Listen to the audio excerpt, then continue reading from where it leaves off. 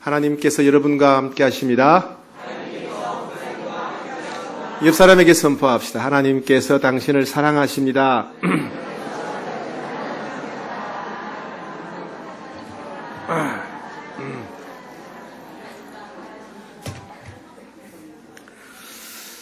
네, 여러분 그동안 잘 지내셨습니까? 네, 제가 2주 동안 사역훈련 수료생들과 함께 성지순례를 다녀왔는데 주일은 한 번 빠진 거죠. 그런데 한 달 정도 쉬었다고 온 것 같아요.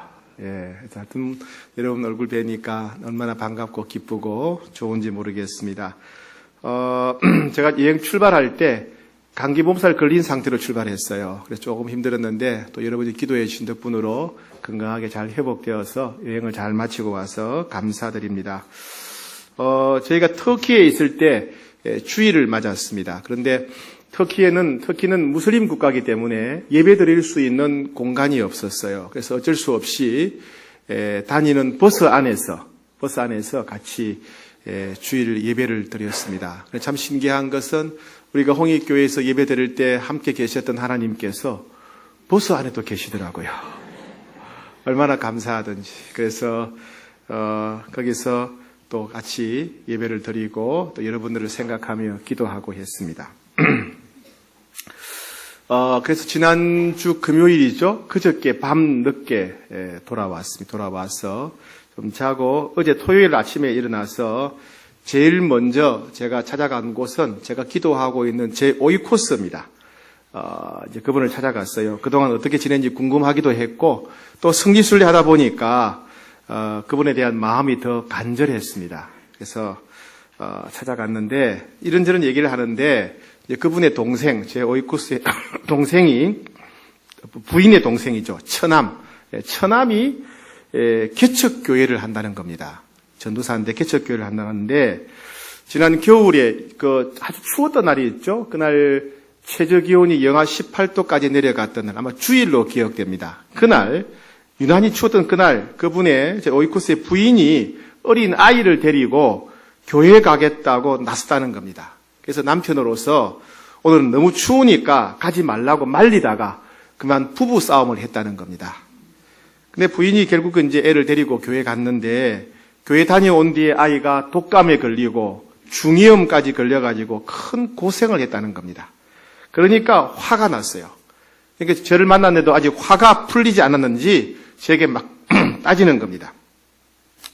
아주 훌륭한 또 명언도 얘기했어요. 저보고 하는데 뭐라냐면은 사장님, 저를 보고 사장이라 그래요. 제 신분을 모르니까 사장님 이러면서 사장님도 교회 다니시니까 제가 하나 물어보고 싶습니다. 그래요. 뭘 물어봅니까? 그러니까 사람 있고 하나님 있지 사람 없으면 하나님도 필요 없는 것 아닙니까? 와, 이런 멋있는 말을 했어요. 예. 사람 있고 하나님 있지 사람 없으면 하나님도 필요 없는 것 아닙니까? 그래요.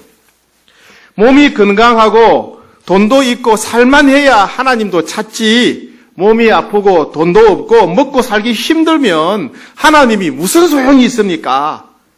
천국이 있다면 죽고 나서 가봐야 알 수 있지 않습니까? 보이지 않는 천국보다 눈에 보이는 현실이 더 중요하지 않습니까? 제 코가 석자이고 발등에 불이 떨어졌는데 하나님이고 천국이고 무슨 소용이 있습니까? 이러는 거예요. 예.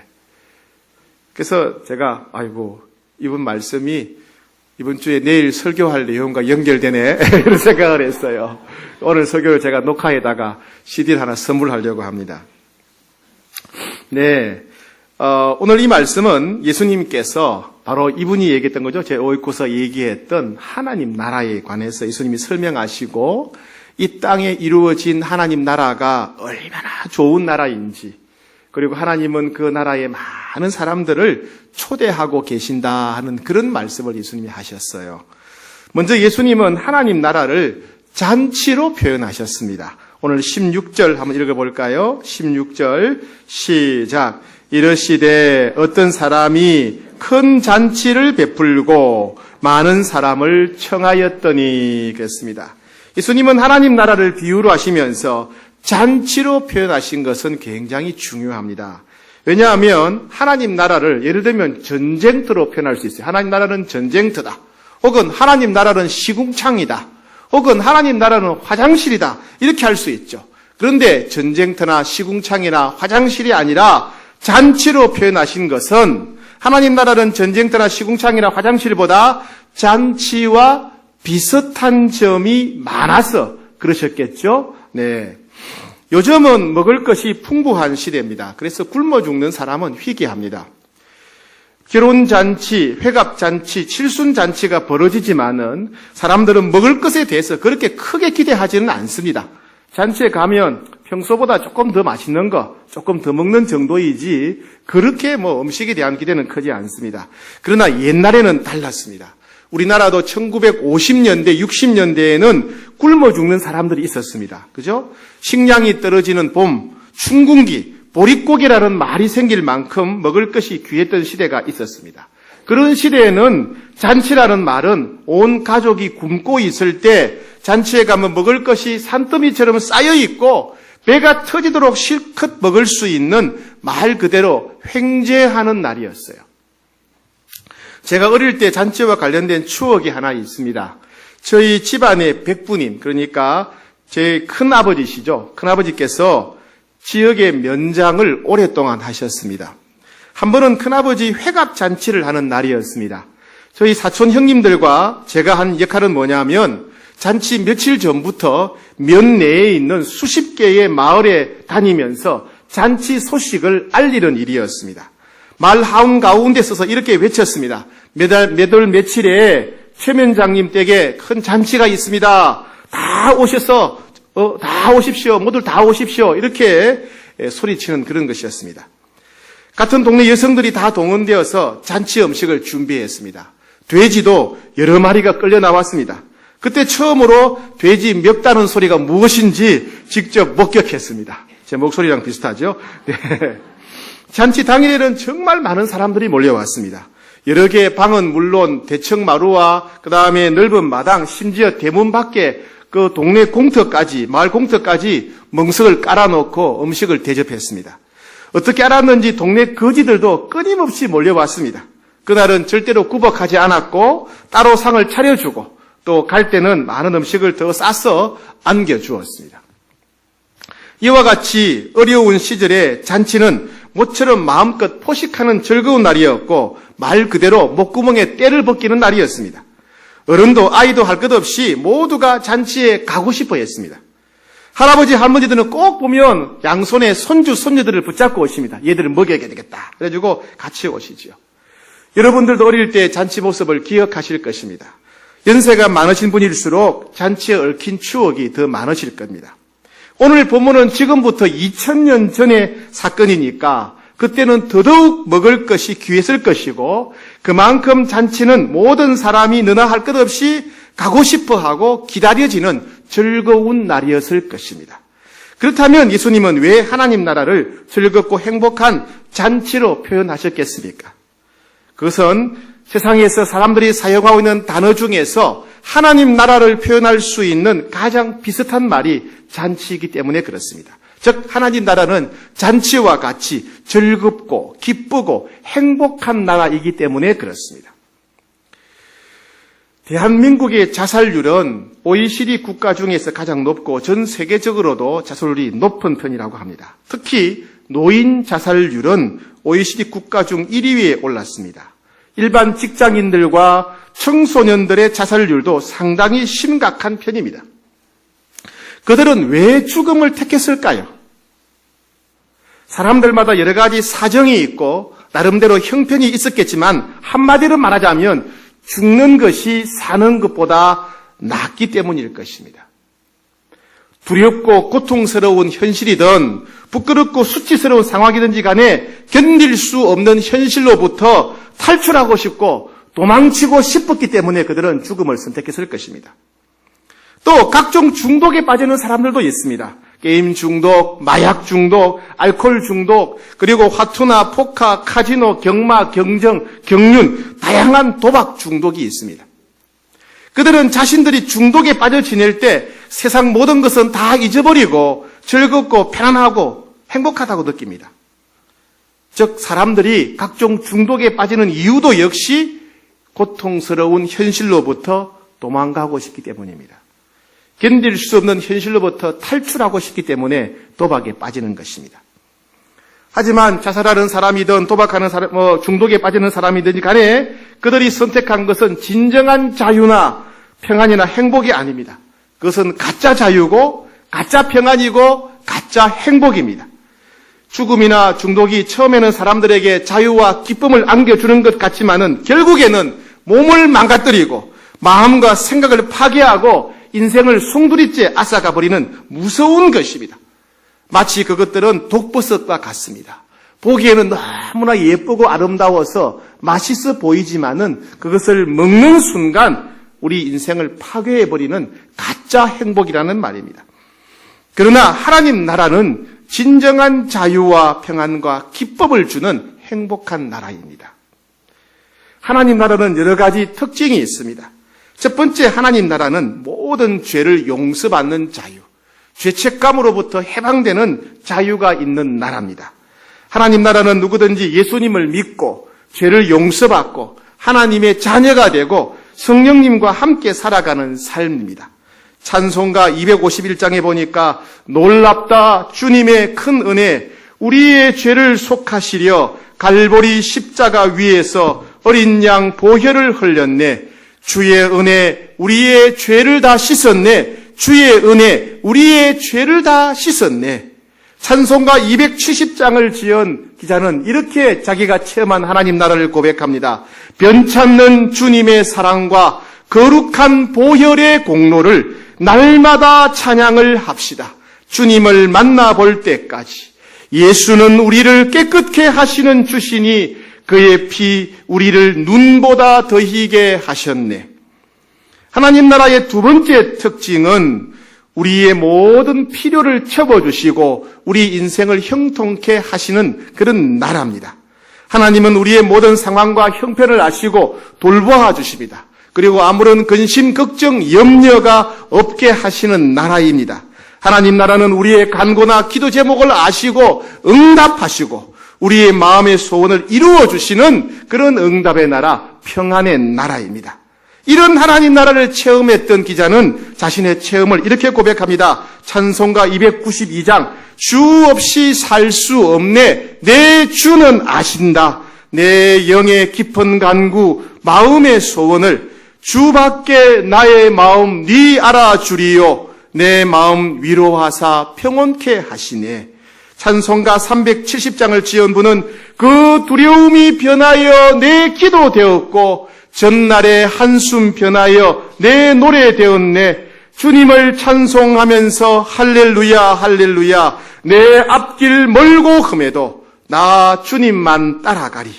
찬송가 369장을 지으신 분은 내 주는 자비하셔서 늘 함께 계시고 내 궁핍함을 아시고 늘 채워주시네. 주님을 찬송하면서 할렐루야 할렐루야 내 앞길 멀고 험해도 나 주님만 따라가리. 시험 걱정 모든 괴로움 없는 사람 누군가 부질없이 낙심 말고 기도 드려 아뢰세. 이런 진실하신 친구 찾아볼 수 있을까? 우리 약함 아시오니 어찌 아니 아랠까? 하나님 나라의 세 번째 특징은 하나님께서 우리의 앞길을 인도해 주시고 그 길을 갈 수 있는 능력을 주시는 나라다 하는 것입니다. 우리 안에는 성령님이 계십니다. 성령님은 우리를 향한 하나님의 마음을 아시고 우리를 위한 최고의 삶을 아시고 그래서 우리의 앞길을 한 걸음 한 걸음 인도하십니다. 하나님 나라는 하나님께서 우리의 앞길을 이끌어 주시고 능력을 주시는 나라입니다. 찬송가 430장 3절 가사는 이렇습니다. 꽃이 피는 들판이나 험한 골짜기라도 주가 인도하는 대로 주와 같이 가겠네. 한 걸음 한 걸음 주 예수와 함께 날마다 날마다 우리 걸어가리. 303장에는 예수 안에 있는 우리 한량없이 즐겁고 주 성령의 위로함이 마음속에 차도다. 천국 음악 소리 같은 은혜로운 그 말씀 끊임없이 듣는 우리 어찌 찬양 안 할까? 네 번째 하나님 나라의 특징은 우리가 남은 인생을 어떻게 살아가야 될지 인생의 목적과 사명을 알 수 있는 나라라는 것입니다. 많은 사람들이 인생을 살아가되 목적을 알지 못하고 사명도 없이 그저 자기의 야망을 위해서, 욕심을 위해서 살아가고 있습니다. 그러나 하나님 나라에 가면 하나님께서 우리 인생의 목적을 일깨워 주시고 우리 각자의 사명을 주셔서 우리가 하루하루를 살되 의미 있는 인생, 가치 있는 인생, 보람된 인생을 살도록 도와주십니다. 찬송가 321장에 보면 주 십자가에 달리사 날 자유하게 했으니 내 몸과 마음을 주 위에 다 쓰게 하소서. 나 구주 위에 살리라. 내 기쁨 한량 없으니 내 갈 길 인도하소서. 내 구주 예수여. 312장 너 하나님께 이끌리어 일평생 주만 바라면 너 어려울 때 힘주시고 언제나 지켜주시리. 주 크신 사랑 믿는 자 그 반석 위에 서리라. 다섯 번째, 하나님 나라는 세상이 줄 수 없는 위로와 평안과 기쁨이 가득한 나라입니다. 우리는 이 땅을 살아가면서 마음이 괴로울 때가 있고 슬플 때가 있고 두려울 때가 있습니다. 그런데 우리가 어디에 있든지 무슨 일을 만나든지 어떤 형편에 있든지 간에 우리 안에 계신 우리 성령님은 신이 우리 마음을 위로해 주시고 세상이 줄 수 없고 알 수 없는 평안을 부어주시고 기쁨을 부어주시게 됩니다. 그래서 우리 가정에 하나님 나라가 임하게 되면 우리 가정에 위로가 가득하고 평안이 가득하고 기쁨이 가득하게 됩니다. 우리 직장에 하나님 나라가 이루어지게 되면 우리 직장에 평안과 기쁨이 가득하게 됩니다. 우리 교회에 하나님 나라가 이루어지게 되면 우리는 예배 때마다 사랑방 모임 때마다 하나님의 위로와 평안과 기쁨을 누릴 수 있게 됩니다. 그래서 무슨 일을 만나든지 어떤 형편에 있든지 간에 하나님 나라가 이루어지기만 하면 거기에는 위로가 있고 평안이 있고 기쁨이 가득하게 됩니다. 이것을 경험했던 기자는 찬송가 408장에서 이렇게 고백합니다. 나 어느 곳에 있든지 늘 마음이 편하다. 주 예수 주신 평안함 늘 충만하도다. 나의 마음속이 늘 평안해. 나의 마음속이 늘 평안해. 악한 죄의 파도가 많으나 마음이 늘 평안해. 찬송가 412장 내 영혼의 극히 깊은 데서 맑은 가락이 울려나네. 하늘 곡조가 언제나 흘러나와 내 영혼을 고이 싸네. 평화로다. 하늘 위에서 내려오네. 그 사랑의 물결이 영원토록 내 영혼을 덮어소서. 찬송가 413장 내 평생에 가는 길 순탄하여 늘 잔잔한 강 같든지 큰 풍파로 무섭고 어렵든지 나의 영혼은 늘 편하다. 내 영혼 평안해. 내 영혼 평안해. 찬송가 309장 그 차고 넘치는 주의 은혜의 물결 힘차게 물려와 내게 만족합니다. 오 할렐루야로 주를 찬송하오니 내 마음에 기쁨이 항상 충만함이라. 예수의 사랑 바다 물결같이 내게 임하니 영광의 물결에 온전히 쌓여서 내 영혼의 기쁨 한량 없도다. 높은 산이 거친들이 초막이나 궁궐이나 주 예수 모신 곳이 그 어디나 하늘나라. 할렐루야 찬양하세. 내 모든 죄 사함받고 주 예수와 동행하니 그 어디나 하늘나라. 여섯 번째, 하나님 나라의 특징은 진실하고 따뜻한 사랑이 가득하다는 것입니다. 사람들은 누구든지 진실하고 따뜻한 사랑을 받을 때 행복합니다.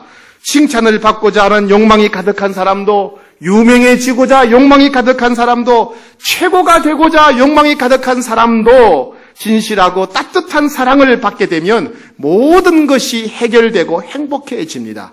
하나님 나라는 영원한 하나님 사랑이 가득할 뿐만 아니라 하나님 나라의 백성들끼리 서로 용서하고 서로 오래 참고 사랑하면서 순수하게 따뜻하게 사랑하는 나라입니다. 찬송가 220장 사랑하는 주님 앞에 형제자매 한자리에 크신 은혜 생각하며 즐거운 찬송 부르세. 사랑하는 주님 예수 같은 주로 섬기나니 한 피 받아 한 몸 이룬 형제여 친구들이여 한 몸같이 친밀하고 마음으로 하나 되어 우리 주님 크신 뜻을 지성으로 준행하세.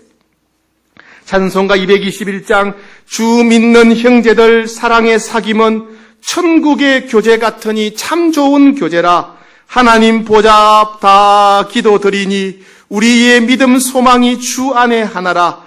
피차에 슬픔과 수고를 나누고 늘 동고동락하면서 참 사랑 나누세.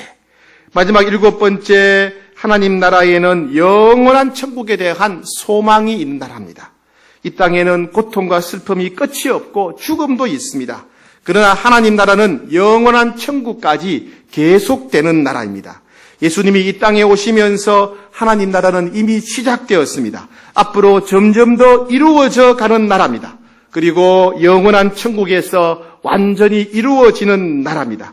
우리는 아무리 괴롭고 슬픈 일을 만나도 우리가 살고 있는 하나님 나라, 천국까지 계속될 하나님 나라에 대한 영원한 소망을 품고 살아야 됩니다.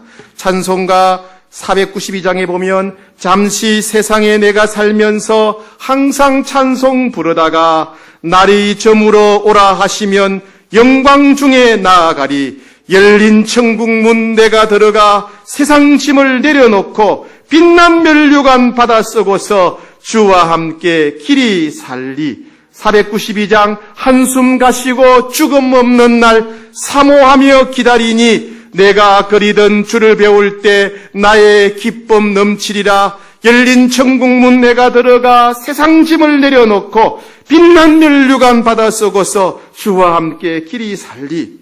하늘 가는 밝은 길이 내 앞에 있으니 슬픈 일을 많이 보고 늘 고생하여도 하늘 영광 밝음이 어두운 그늘 헤치니 예수 공로 의지하여 항상 빛을 보도다.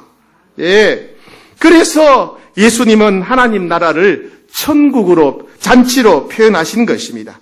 이 땅에 사용하는 잔치로는 하나님 나라를 다 표현할 수 없지만은 그래도 기쁨과 즐거움이 가득 찬 잔치라는 단어가 하나님 나라를 조금이라도 표현할 수 있는 단어이기 때문에 그렇습니다.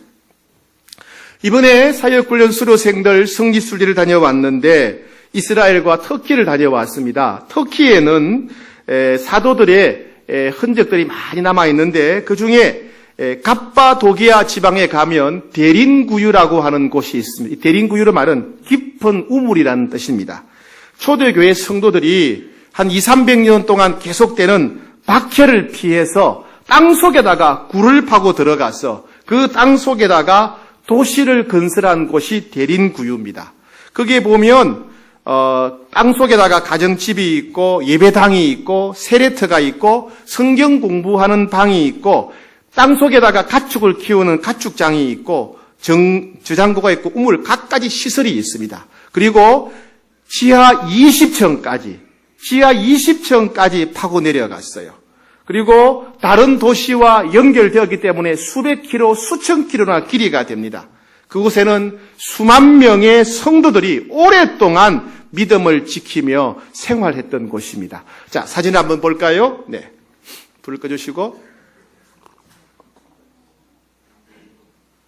이 그림은 개미집이 아니고요. 네. 20층까지 있는데 각 층마다 그 사용 목적이 무엇인지 기록되어 있는 일종의 설계도라고 할 수 있습니다. 다음 장면. 네, 이렇게 생겼습니다. 저런 곳에서 저런 것을 20층까지 내려가서 살았던 겁니다. 다음 장면. 네. 여기는 이제 십자가 형태로 된 예배당입니다. 예배드리는 곳이에요. 저희들은 저기서 그 현지 가이드 몰래 성찬식을 하고 왔습니다. 네. 다음 장 됐습니다. 불 켜주세요. 네. 캄캄한 지하 동굴 도시에서 수많은 불편함과 고통을 감수하면서 그들은 살았습니다. 오직 믿음을 지키기 위해서였습니다. 지상에 나와서 믿음을 한번 부인하기만 하면 편하고 자유롭게 살 수 있었지만은 그들은 믿음을 부인하기보다 믿음을 선택했습니다. 그들이 캄캄한 지하 동굴 도시에 살면서 믿음을 포기하지 않았던 이유는 뭐냐면 그들은 그 지하 동굴에서도 하나님 나라를 경험했기 때문에 그렇습니다.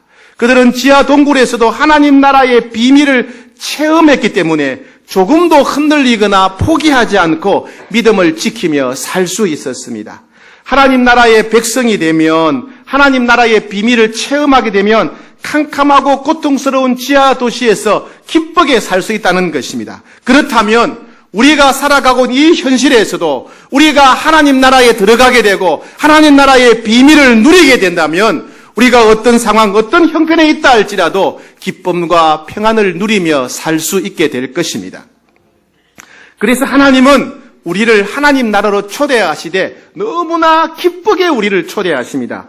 예수님께서는 누가복음 12장 32절에서 하나님 나라를 우리에게 주시기를 하나님이 기뻐하신다고 그랬습니다. 누가복음 12장 32절 적은 무리여 무서워 말라 너희 아버지께서 그 나라를 너희에게 주시기를 기뻐하시느니라. 너희 아버지께서 그 나라를 너희에게 주시기를 기뻐하신다. 하나님께서 우리에게 하나님 나라를 주시기를 기뻐하신답니다. 무슨 말입니까? 우리가 하나님 나라에 들어가는 것을 하나님이 기뻐하신다. 우리가 하나님 나라의 백성이 되는 것을 하나님이 기뻐하신다는 말입니다. 우리 한 사람 한 사람이 하나님 나라에 들어갈 때, 우리 한 사람 한 사람이 하나님 나라의 백성이 될 때 천국에서는 큰 기쁨의 잔치가 벌어진다고 하면서 하나님이 얼마나 크게 기뻐하시는지 말씀해 주셨습니다.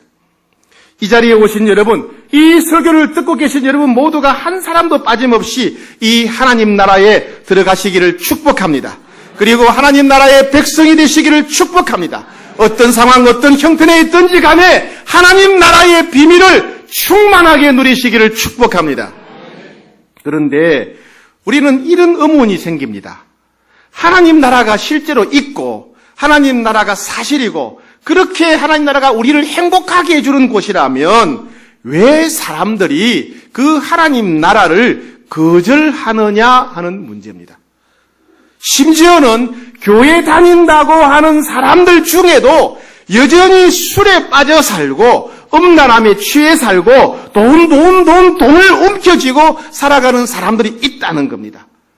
하나님 나라가 그렇게 좋은 것이라면, 하나님 나라가 진짜 우리를 행복하게 하는 곳이라면 왜 그 교인들은 하나님 나라를 누리지 않고 세상의 명예와 인기와 권력과 부귀에 목숨을 걸고 살아가느냐 하는 것입니다. 그런 사람들을 가만히 보면 하나님 나라는 다 홀라당 다 거짓말 같고 꾸며낸 이야기 같습니다. 이 문제에 대한 답이 바로 오늘 본문에 있습니다. 어떤 사람이 큰 잔치를 베풀었습니다. 많은 사람을 초대했습니다. 그들은 이미 초대장을 받았습니다. 그 잔치에 가겠다고 이미 약속을 했습니다. 그런데 당일날 종들이 가서 약속한 잔치가 오늘이니까 오십시오라고 잔치에 초대를 했더니 하나같이 다 거절해 버렸다는 그런 이야기입니다. 자, 오늘 본문 16절부터 20절까지 우리가 함께 읽어보겠습니다. 시작. 이러시되 어떤 사람이 큰 잔치를 베풀고 많은 이 사람들 청하였더니 잔치할 시각에 그 청하였던 자들에게 종을 보내어 이르되 오소서 모든 것이 준비되었나이다 하며 다 일치하게 사양하여 한 사람은 이르되 나는 밭을 샀음에 아무래도 나가보아야 하겠으니 청컨대 나를 양해하도록 하라 하고 또 한 사람은 이르되 나는 소 5겨리를 샀음에 시험하러 가니 청컨대 나를 양해하도록 하라 하고 또 한 사람은 이르되 나는 장가 들었으니 그러므로 가지 못하겠노라 하는지라. 자, 첫 번째 사람은 밭을 샀기 때문에 나가보아야 한다면서 잔치에 갈 수 없다고 말합니다. 자, 여러분 잘 본문을 자세히 보세요. 밭을 지금 사야 한다는 것입니까? 아니면 이미 이전에 사놓은 밭을 한번 둘러봐야겠다는 것입니까? 예, 밭을 지금 계약하고 산다면 잔치에 갈 수가 없습니다. 그런데 이 사람은 이미 이전에 사놓은 밭을 지금 돌아보겠다는 겁니다. 사실 그것은 지금 돌아봐도 되고 내일이나 모레 나중에 돌아봐도 되는 거예요. 왜? 이미 사놨으니까. 그런데 지금 돌아보겠다는 것은 뭡니까? 잔치에 갈 마음이 전혀 없다는 말이지요. 그죠? 둘째 사람은 소 5결이를 샀음에 시험하러 가야 한다고 합니다. 소 1결이는요, 소 2마리를 가리킵니다. 그러면 소 5결이는 몇 마리죠? 5, 2, 10 하니까 10마리죠. 소 10마리를 살 정도니까 엄청 부자였던 모양입니다. 그죠? 그런데 이 사람이 지금 소를 사러 가야 합니까? 아니면 이미 이전에 사놓은 소 10마리를 지금 시험하러 간다는 말입니까? 예, 이미 이전에 소 10마리를 5개를 사놓았어요. 그죠? 사놓은 소를 시험하러 가는 것은 지금 가도 되고 내일 가도 되고 모레 가도 되는 겁니다. 이 말은 뭡니까? 잔치에 갈 마음이 전혀 없다는 말이죠. 셋째 사람은 장가 들었기에 잔치에 못 간다고 합니다. 만약에 오늘 장가 간다면 잔치에 갈 수 없지요. 이 사람을 자세히 보면 이미 결혼을 했습니다. 이미 결혼 생활이 시작되었습니다.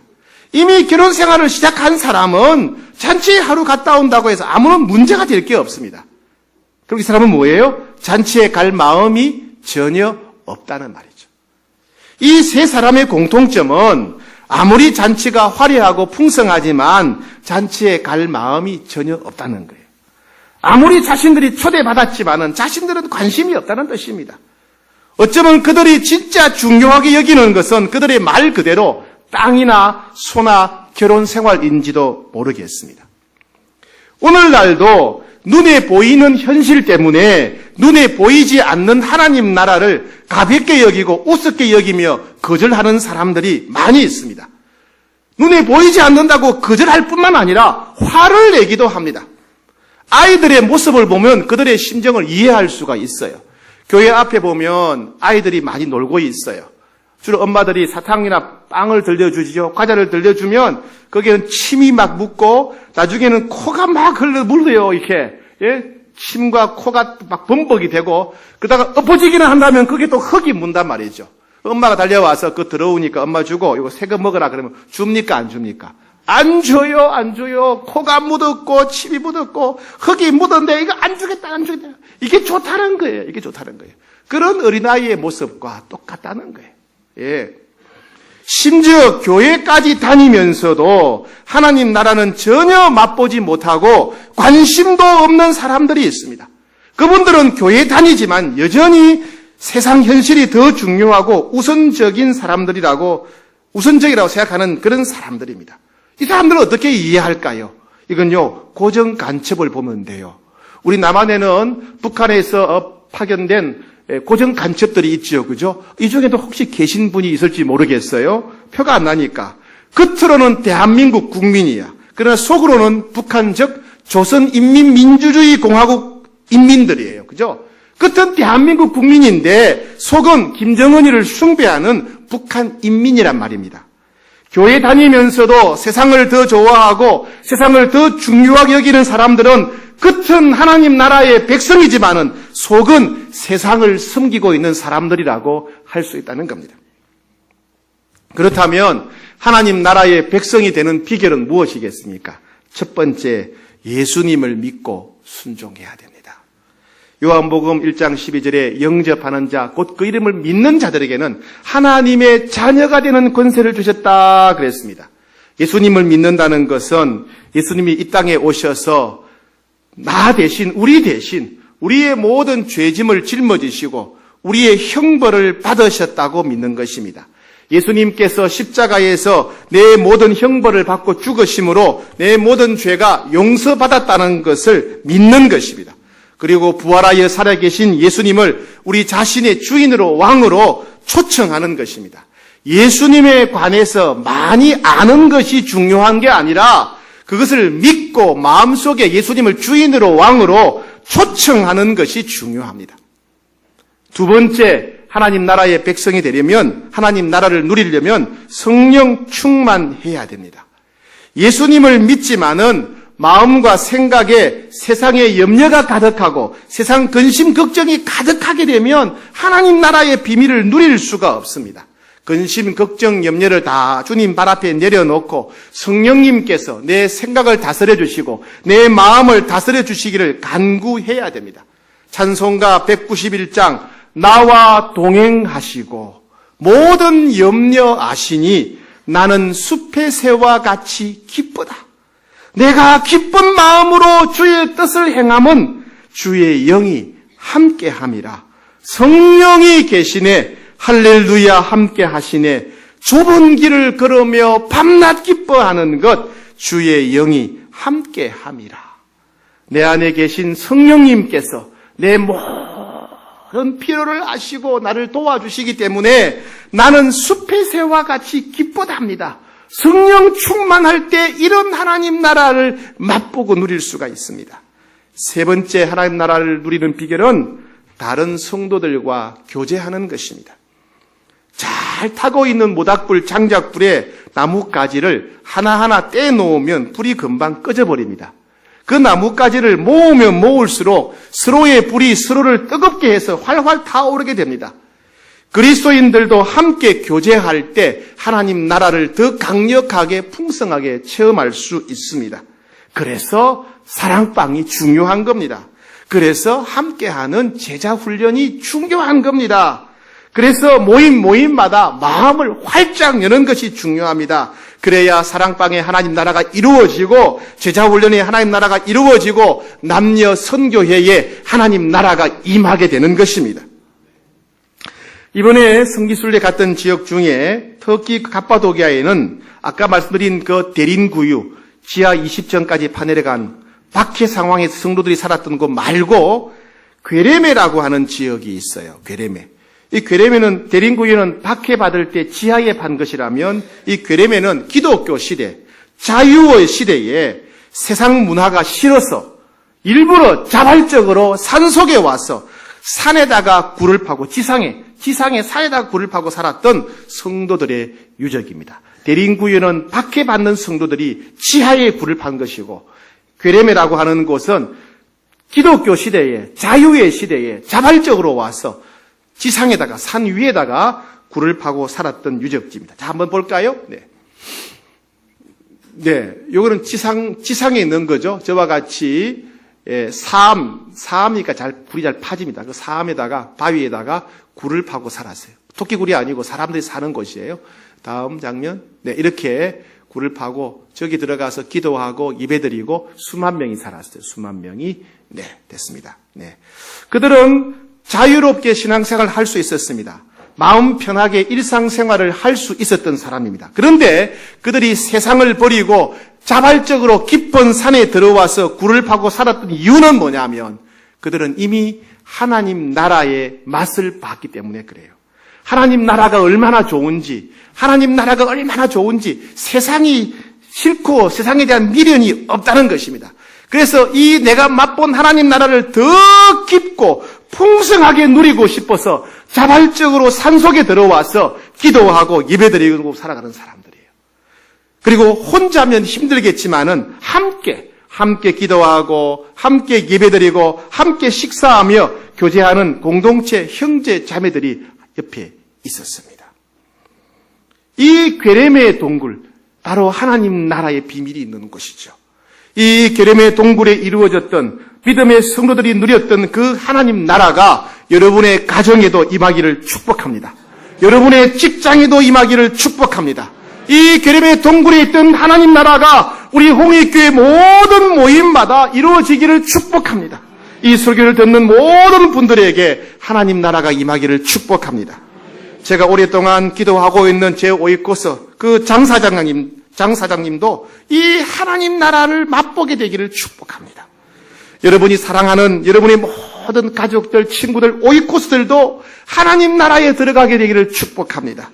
마장동, 사근동, 용답동, 행당동, 성수동, 장안동, 성동구의 모든 주민이, 서울시의 모든 시민이, 대한민국의 모든 국민들이, 지금도 북한에서 실험하고 있는 북한 동포들이 중국과 라오스와 방글라데시와 이집트와 열방의 모든 사람들이 이 하나님 나라의 백성이 되고 하나님 나라에 들어가게 되기를 축복합니다. 이 일에 쓰임받는 홍익교회가 되기를 축복합니다.